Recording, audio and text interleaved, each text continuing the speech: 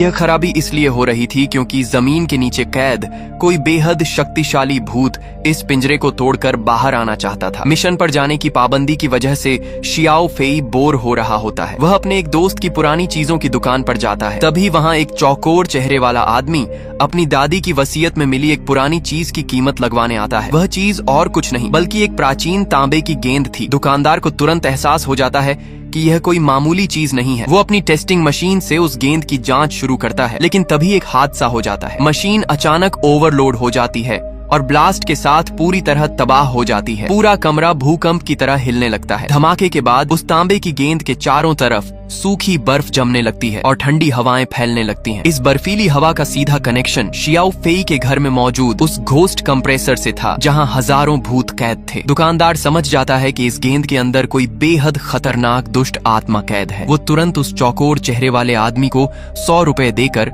वो गेंद खरीद लेता है। नकद पैसे पाकर वो आदमी इतना खुश होता है कि उसे ध्यान ही नहीं रहता कि पास रखी आग की लपटें उसके कितने करीब आ चुकी हैं। इधर शियाओ फेई के पिता एक मैकेनिक को बुलाते हैं ताकि घोस्ट कंप्रेसर की खराबी का पता लगाया जा सके। नक्शा देखकर बताता है कि इस कंप्रेसर में पिछले 40 सालों के भूत भरे पड़े हैं और अब इसमें बिल्कुल भी जगह नहीं बची है। इस समस्या के समाधान के लिए पूरी team ultra paranormal research centre जाती है। यह एक बेहद आधुनिक जगह है जहां कई सारे घोस्ट कंप्रेसर हैं। यहाँ एक ऐसी मशीन भी बनाई गई है जो किसी भी वस्तु में छिपी आत्मा को खींचकर अलग कर सकती है। यहाँ शियाओ फेई कई तरह के खतरनाक भूतों को प्रोटॉन फील्ड के पीछे कैद देखता है। इनमें सबसे खतरनाक भूत था पॉसेसर। हालांकि उसकी अपनी कोई शरीर नहीं थी, लेकिन वो लगातार किसी न किसी सामान या वस्तु के अंदर घुसकर उस पर कब्जा कर लेता था। अगर वो एक बार यहाँ से भाग जाता तो उसे दोबारा पकड़ना नामुमकिन था। जल्द ही एंटीक शॉप का मालिक भी उस तांबे की गेंद को रिसर्च सेंटर लेकर पहुंचता है ताकि मशीन के जरिए उसके अंदर की आत्मा को बाहर निकाला जा सके। वहां के स्टाफ इसे हल्के में लेते हैं और गेंद को एक्सट्रैक्शन मशीन में डाल देते हैं, लेकिन जैसे ही मशीन चालू होती है वो उस शक्ति को बाहर खींचने में नाकाम रहती है। गेंद की अजीब ऊर्जा के कारण पीछे के छोटे केबिन में बंद पॉसेसर भूत